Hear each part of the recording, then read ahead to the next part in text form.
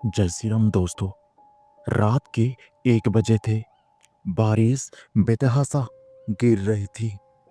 उत्तराखंड के Dhanpur control highway 77 पर धुंध इतनी घनी थी कि ट्रक की हेडलाइट भी सफेद दीवार जैसी लग रही थी। पर उस रात हाईवे सिर्फ शांत नहीं था, वो जाग रहा था। अचानक धुंध के बीच एक परछाई सड़क के बीचों बीच खड़ी हुआ दिखी। कपड़े फाटे, बाल चेहरे पर चिपके और आंखें चमकती लाल। फिर सुनाई दी एक चीख, ना इंसान की ना जानवर की, कुछ और ही था। स्थानीय लोग कहते थे कि रात के बाद इस रास्ते पर मत चलना, क्योंकि यहाँ एक यात्री नहीं, एक शिकारी घूमता है। अगर आप पूछो कि वो कौन है, तो कोई जवाब नहीं दे पाएगा, क्योंकि वो दिखता नहीं, बस ट्रक की रफ्तार रोक देता है। आज की ये कहानी है 32 वर्षीय ट्रक ड्राइवर वीरेंद्र ठाकुर की। जोधपुर का रहने वाला, 15 साल से बड़े बड़े पहाड़ी रोड पर ड्राइविंग कर रहा था। वीरेंद्र को भी किसी चीज से डर नहीं लगता था, पर धनपुर कंट्रोल हाईवे का नाम सुनकर उसके भी हाथ जम जाते थे, क्योंकि पिछले 16 महीनों में 21 हादसे हुए थे। 12 ड्राइवर लापता, 3 ट्रक बिना ड्राइवर के चलते हुए मिले, और हर बार एक ही बात सामने आई, ड्राइवर ने ब्रेक लगाया ही नहीं, जैसे किसी ने उन्हें रोकने नहीं दिया। एक शाम वीरेंद्र एक ढाबे पर रुका। वहां उसे एक बूढ़ा आदमी मिला, जिसका नाम था कालीराम। उसने वीरेंद्र से कहा, बेटा, आज रात 77 हाईवे मत लेना, वहां वो जाग गई है। लेकिन वीरेंद्र हंसते हुए बोला, कौन, भूत? कालीराम की आंखों में डर तैर गई और उसने बोला, वो औरत जिसका पति इसी हाईवे पर मर गया था, उसने कसम ली थी, जिसने भी इस सड़क को चोट पहुंचाएगी, वो उसे कभी मंजिल तक नहीं छोड़ेगी। लेकिन वीरेंद्र ने मजाक समझा, पर आज रात इस कहानी का सच उसके सामने था। रात के 2 बज चुके थे। ट्रक पहाड़ियों के बीच दौड़ रहा था। अचानक उसके कैबिन की छत पर किसी के चलने की आवाज आई। वीरेंद्र ने शीशे में देखा, कुछ नहीं था। लेकिन अगले ही पल ट्रक के बोनट पर लाल हाथ का निशान उभर आया, जैसे अभी अभी छपा हुआ। फिर एक आवाज ने फुसफुसाया, वीरेंद्र। और वो आवाज उसकी अपनी आवाज जैसी लगती थी।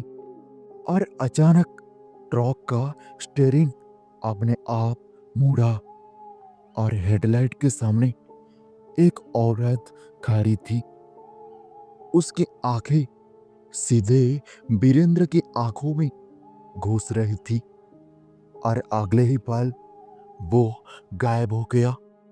सुबह वीरेंद्र पास के लोहापुर गांव के पास पहुंचा, जहां एक औरत ने उसे पूछा, बेटा, क्या रात में किसी ने तुम्हें बुलाया था क्या? वीरेंद्र ने बोला, हाँ, मेरी ही आवाज में। और उस औरत के चेहरे पर खौफ उतर आया और वो बोला, तो आप समझ लो बेटा, तुम उसके चुने हुए हो।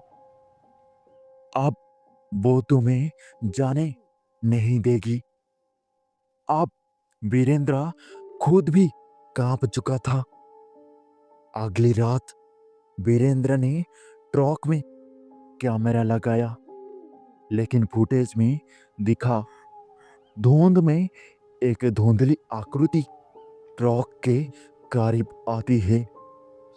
जब वो कैमरा जूम करता है तो एक चेहरा सीधा कैमरा को देख रहा था, लाल आंखों के साथ। और फिर कैमरा आग पकड़ लेता है। वीरेंद्र जब मौके पर पहुंचता है, हाईवे की मिट्टी लाल थी, जैसे खून बहकर सूख गया हो।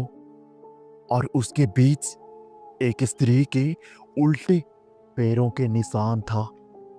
उसी हाईवे पर एक पुराना टूटा हुआ टोल बूथ था, जहां 25 साल पहले एक ट्रक की भिड़ंत में एक महिला संजना मरी गई थी।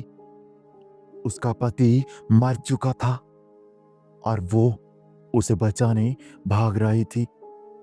लेकिन मरते वक्त उसने कहा था, जिसने भी इस सड़क पर मौत का खेल खेला, मैं उसका सफर रोक दूंगा, जिंदा और मौत के बाद भी।